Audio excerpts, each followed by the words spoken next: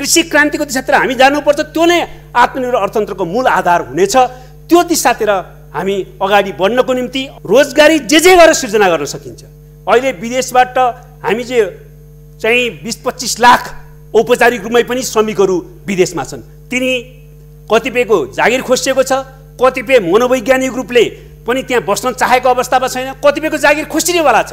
उनीहरूलाई कृषिको अतिरिक्त हामीले रोजगारीका अन्य क्षेत्रहरूको व्यवस्थापन गरेर रोजगारी सम्पूर्ण रूपले कसरी दिलाउन सकिन्छ र उत्पादनशील कसरी बनाउन सकिन्छ, उत्पादनमा वृद्धि कसरी गर्न सकिन्छ, त्यो दिशातिर हामीले ध्यान केन्द्रित गर्नुपर्ने आवश्यकता छ। मेसिन बनाउने शिक्षा हुनुहुन्न, व्यावसायिक हुनुपर्छ, ठिक छ, तर त्यसको अर्थ मान्छे नबनाउने तर व्यावसायिक मात्र मेसिन बनाउने कुरा हुनुहुँदैन। शिक्षाको अर्थ जीवन दृष्टिकोण दिने, मान्छे बनाउने र काम गर्न सक्ने मान्छे बनाउने हो।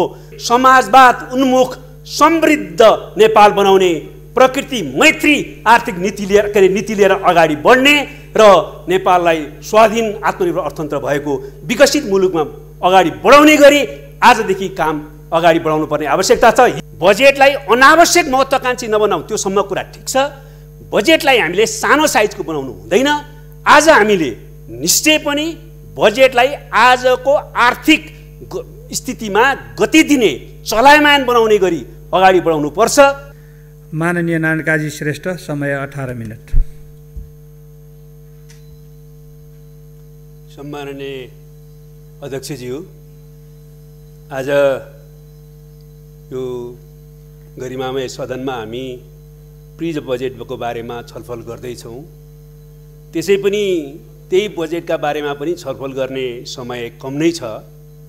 तथापि म अन्य केही विषयहरूमा पनि गम्भीर ध्यानाकर्षण गराउनु उपयुक्त ठानेकाले त्यसबारेमा पनि संक्षेपमा प्रारम्भमा चर्चा गर्नेछु। पहिलो कुरो,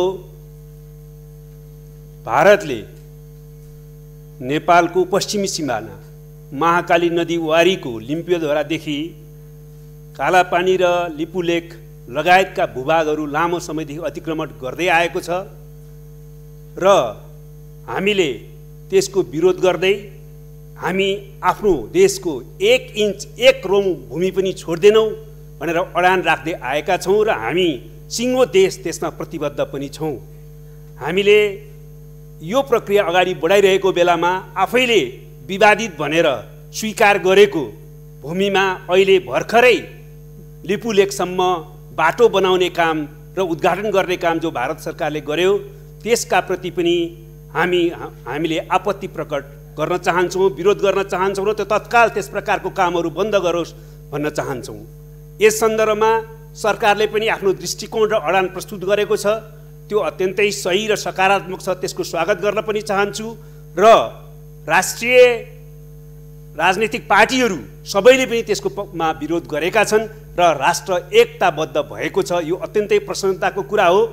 र हामी निश्चय पनि आफ्नो देशको सार्वभौमिकता र भौगोलिक अखण्डताको रक्षा गर्न र हाम्रा सारा भूमि फिर्ता गर्न र नेपाली भूमिमा रहेका सबै विदेशी सुरक्षाकर्मीहरूलाई फिर्ता बोलाउन सफल हुनेछौँ भन्ने विश्वास पनि छ।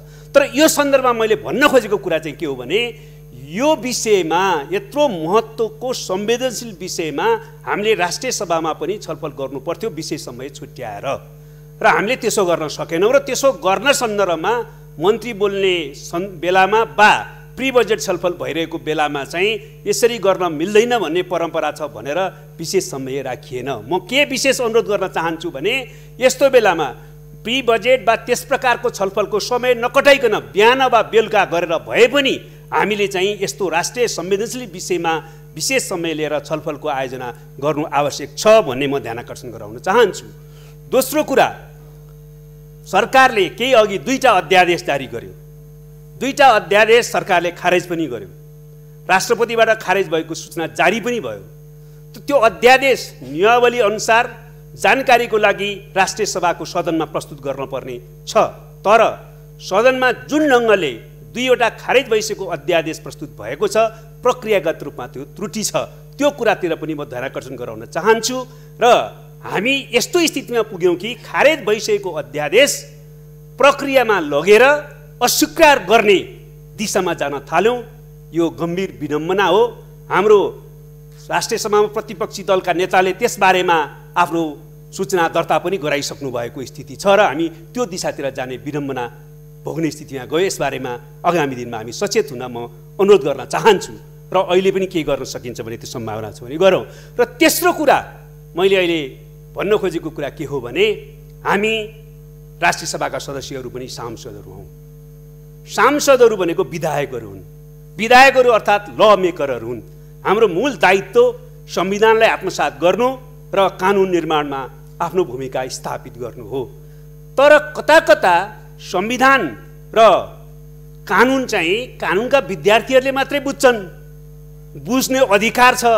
अरूले चाहिँ कानुन पढ्दै पढ्दैनन्, पढ्न नि हुन्न, बुझ्न नि हुन्न भन्ने जस्तो धारणा पनि देखा पर्न खोज्छ।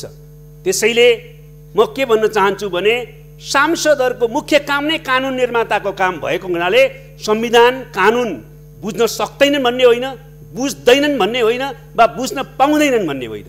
त्यसकारणले सांसदहरूको यो भूमिकालाई अवमूल्यन पनि गर्नुहुन्न र हामी सबैले पनि यो भूमिकालाई कसरी प्रभावकारी बनाउने भनेर सोच्नुपर्छ। त्यही कारणले मैले त सांसदहरूको सांसद विकास कोषलाई समेत चाहिँ खारेज गरौँ र सम्पूर्ण ध्यान हाम्रो कानुन निर्माणमा केन्द्रित गरौँ पनि भनेर हामीले सार्वजनिक रूपमा पनि प्रस्ताव राखेको थिएँ। यसै सन्दर्भमा त्यसैले म के भन्न चाहन्छु भने हामी परम्पराको दास नहौँ। हामीले संसद सञ्चालन गर्दा यो संसद नै जनताको प्रतिनिधिको वास्तविक थलो हो भन्ने कुरा आम जनतालाई बुझाउन सक्ने गरी लोकतन्त्रलाई उन्नत र अझ प्रभावकारी बनाउन सक्ने गरी सञ्चालन गर्न ध्यान दिन म विशेष अनुरोध गर्न चाहन्छु। सम्माननीय अध्यक्ष महोदय, म अब प्री बजेट छलफलमा अगाडि बढ्छु र निर्धारण नगरिएको विशेष समयमा विशेष कुरा उठाएको कारणले सम्माननीय अध्यक्षज्यूले मेरो निर्धारित समय प्री बजेटको लागि नै दिनुभयो भने म खुसी नै हुनेछु। सम्माननीय अध्यक्षज्यू, अहिले हामी माननीय अर्थमन्त्रीज्यूले प्रस्तुत गर्नुभएको प्री बजेट अर्थात् आगामी बजेटको सिद्धान्त र प्राथमिकताहरू बारेमा छलफल गर्दैछौँ। अर्थमन्त्रीजीले पेश गर्नुभएको बजेटको सिद्धान्त सामान्यतया ठिकै छ, तर प्राथमिकता निर्धारणमा र मुख्य प्राथमिकताको जोडमा हामी सही ढङ्गले प्रस्तुत हुन सकेनौँ भने त्यसले सिद्धान्तको पनि क्रियान्वयन गर्दैन र त्यसले हामीलाई सही दिशातिर लैजाँदैन। त्यसकारण त्यो दिशामा ध्यान दिन म अनुरोध गर्न चाहन्छु प्रारम्भमै। र त्यसको साथसाथै यो आगामी बजेट अहिलेको जुन परिस्थितिमा प्रस्तुत गर्दैछौँ हामी, त्यो नयाँ आवश्यकता, त्यस अनुरूपको नयाँ सोच र त्यसलाई क्रियान्वयन गर्ने नयाँ मोडको काम गर्न सक्नुपर्छ भन्ने बारेमा अझै म गम्भीर ध्यानाकर्षण गराउन चाहन्छु। यस सन्दर्भमा आज जुन बजेट प्रस्तुत हुँदैछ, अब केही समय पछाडि यो बजेटको प्रस्तुतिका सन्दर्भमा हामीले कुन परिवेशमा यो बजेट प्रस्तुत गर्दैछौँ त्यो बारेमा म संक्षिप्तमा चर्चा गर्न चाहन्छु। पहिलो कुरो त अहिले कोभिड-19 को विश्व महामारी छ र हामी पनि त्यसलाई सामना गरिराखेका छौँ। यो सन्दर्भमा हामीले विश्वव्यापी रूपमा आलोचनात्मक समीक्षा र नयाँ ढङ्गले जाने सङ्कल्पको बारेमा बहस भइराखेको छ र त्यस सन्दर्भमा त्यसको दुईटा सन्देश छन्। एउटा, हामीलाई यदि हामीले प्रकृतिलाई रक्षा गर्न सकेनौँ भने, हामी प्रकृति मैत्री हुन सकेनौँ भने हामीलाई पनि प्रकृतिले छोड्दैन। हामीले भाइरसलाई उसको प्राकृतिक ढङ्गले बाँच्न पाउने अधिकारमा अतिक्रमण गऱ्यौँ भने भाइरसले पनि हामीलाई अतिक्रमण गर्छ भन्ने कुरा देखिसक्यो र यो अरू सबैका सन्दर्भमा पनि सत्य हो। त्यसैले प्रकृति मैत्री हो, प्रकृतिलाई नष्ट गर्ने काम नगर, विकास र प्रकृतिको सन्तुलन कायम गर्नुपर्छ भन्ने कुरा एउटा सन्देश हो भने अर्को सन्देश विश्वव्यापी रूपमा गएको कुरा के हो भने हामीले सबै चिजलाई नाफामा केन्द्रित गरौँ, सबै चिज मान्छे लगायत विज्ञान प्रविधि लगायत सबै कुरा व्यापारको क्रय विक्रयको वस्तु ठान्यौँ र त्यसको आधारमा व्यक्तिमुखी समाज व्यवस्था सञ्चालन गऱ्यौँ भने त्यसले हामीलाई पुर्याउने यही ठाउँ हो। त्यसैले हामीले जीवन दृष्टिकोण र विकासको ढाँचा र सामाजिक प्रणालीमा पनि नयाँ ढङ्गले सोच्नुपर्छ भन्ने पनि यसको सन्देश हो। त्यसैले आज हामी जो बजेट निर्माण गर्दैछौँ यो सन्देशलाई आत्मसात गर्न जरुरी छ। यो सन्देशलाई आत्मसात गर्दाखेरि हामीले हाम्रो विकासको ढाँचालाई सबभन्दा पहिले ख्याल गर्नुपर्ने हुन्छ। म समयको अभावको र सीमाका कारणले लामो व्याख्या गर्न चाहन्न, तर हाम्रो विकासको ढाँचा आज त्यसैले 7वटा विशेषता सहितको हुनेछ र हुनुपर्छ। पहिलो प्रकृति मैत्री हुनेछ, दोस्रो यो समावेशी वृद्धि हुनेछ, तेस्रो यो सामाजिक न्याय सहितको हुनेछ, चौथो यो श्रमजीवी वर्ग केन्द्रित र समाजवाद उन्मुख हुनेछ, पाँचौं यो विज्ञान र प्रविधिको अधिकतम चिजहरूको उपयोग गर्ने तर मानव केन्द्रित हुनेछ, छैटौं यो दिगो विकासको चरित्र बोकेको हुनेछ र हुनुपर्छ, र सातौं यो आत्मनिर्भर अर्थतन्त्रको दिशातिर गएको हुनुपर्छ।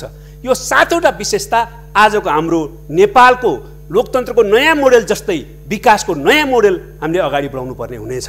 र आज अर्थमन्त्रीले जब बजेट प्रस्तुत गर्दै हुनुहुन्छ त्यो बजेट केही समयपछि प्रस्तुत गर्ने सन्दर्भमा हाम्रो सिद्धान्त त्यसैले के हुन्छ त भन्दाखेरि 3-4वटा सिद्धान्तलाई हामीले अगाडि बढाउनु पर्ने हुन्छ। सेरोफेरोमा त्यो चर्चा पनि गरिएको छ। पहिलो कुरो, कोभिड-19 को रोकथाम, नियन्त्रण र उपचारलाई अझै प्रभावकारी ढङ्गले अगाडि बढाउन ध्यान दिने, त्यस सम्बन्धी योजनाहरू लैजाने।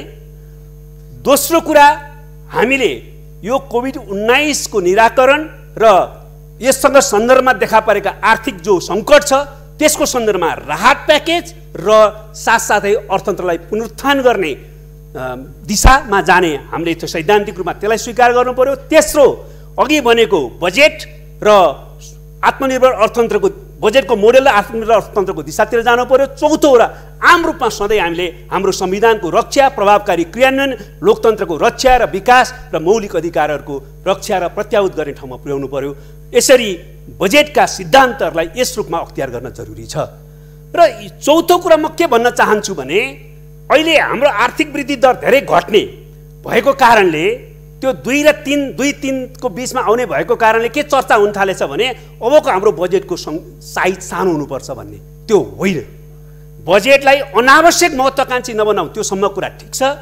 बजेटलाई हामीले सानो साइजको बनाउनु हुँदैन। आज हामीले निश्चय पनि बजेटलाई आजको आर्थिक स्थितिमा गति दिने, चलायमान बनाउने गरी अगाडि बढाउनु पर्छ र त्यसलाई चाहिँ महत्त्वाकांक्षी नबन्ने हो भने पनि ठुलै साइजको आजको आवश्यकतासँग मेल खाने खालको बजेट ल्याउनु पर्छ। त्यसमा पनि म गम्भीर हुन अनुरोध गर्न चाहन्छु। र चौथो कुरा, हाम्रो प्राथमिकताहरू के हुन् त? त्यसो भए अब प्राथमिकताको सन्दर्भमा म फेरि भन्न चाहन्छु, प्राथमिकता अमूर्त जस्तो हुन खोज्दैछ प्री बजेट छलफलमा आएको त्यो वक्तव्यमा। त्यसैले प्राथमिकता हामी एकदम स्पष्ट हुनुपर्छ। प्राथमिकता त्यसैले 4 वा 5 वटा प्राथमिकताहरू हामी प्रष्ट बनाऊ।